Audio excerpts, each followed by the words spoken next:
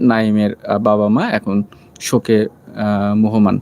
এটি পড়ছিলাম আমি একটা যে দেখুন মব ভায়োলেন্সে একটা তরুণ প্রাণ চলে গেল। এই রাষ্ট্রীয় আইন না শুধু, ধর্মীয় আইন বলেন, মানবিক আইন বলেন, আপনার মন বলেন। তো সেটা হয় কি যে একজনের জন্য পরিবারের অন্যজনকে শাস্তি দিতে হয় না। এটা জঘন্যতম অপরাধ। খুব বড় অপরাধ। যে পরিবারের একজন অপরাধ করছে আপনি আর বাকি নিরীহ শিশু নারী যারা আছে তাদের মেরে ফেললেন। কাজটা কি আপনার উচিত হলো? এ কি যৌক্তিক হলো? সেরা মানুষ দাবি করার সময় আমি আপনার চাই বলছি যে আমি সেরা মানুষ, আমি সৎ মানুষ, আমি ভালো মানুষ, আমি মানবিক মানুষ। কাজ করতেছি উল্টো। হবে না। এই দেশে আইনের শাসন প্রতিষ্ঠা হোক। যত বড় অপরাধী হোক, মপ করে তাকে হত্যা করা যাবে না।